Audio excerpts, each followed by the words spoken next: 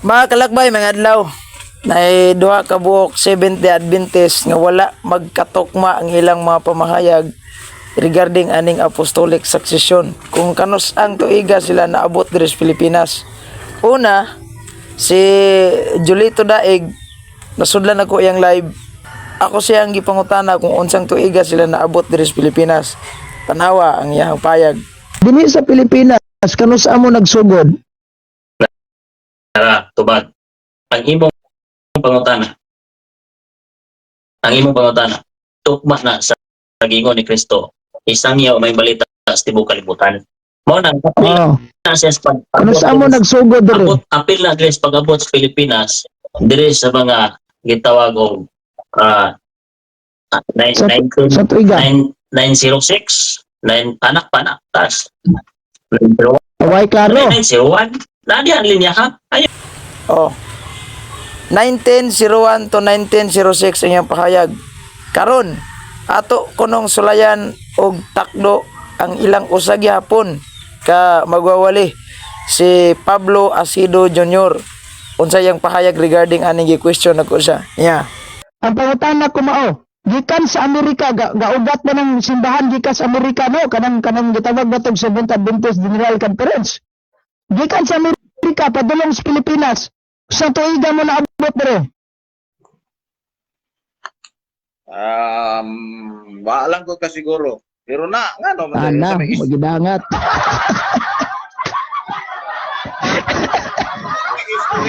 Unsa ang pagkakonekta nimo sa apostoles karon nga gikan dito sa Amerika padulong diri sa Pilipinas, wala magakasiguro.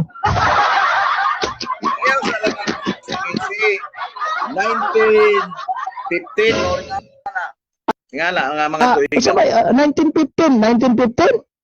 Nga niabot diri ang mensahe sa mga 7 day Sigurado Adventist. ka, bravo sa man fix na ni siya o gini klaro. Kana si Abraham Laro, usa ka kolportor, mao na siya ang niabot diri sa Pilipinas.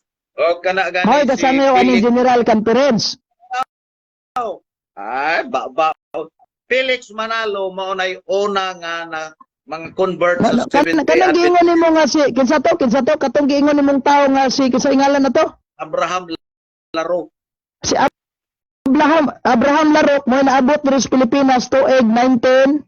15 man na or something like that. Sige. Naabot diri sa Pilipinas, i-fix lang nato 1915 si William Talarok. Oh. Wala nagkadimao no. Asa jud kahay tinuod ani nilang duha 1901 or kining giingon ni Pablo Asido nga 1915. As mas mayo ani ato gini-research ang ilang mga dokumento. Paunsa ang 70 Karon sa sila Adventist naabot naabot sa sa Pilipinas.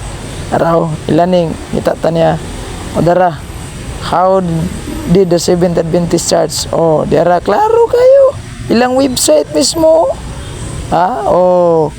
1905 si Robert Cadwell Pastilan. Ila pa yung source, di ni ma-deny.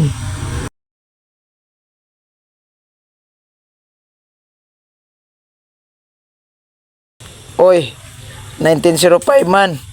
So wala nagkadimao. Ilang apostolic succession nagkalandrakas morning timaan nga pertigin nilang pikiah. Immigration di. Gawin nila di.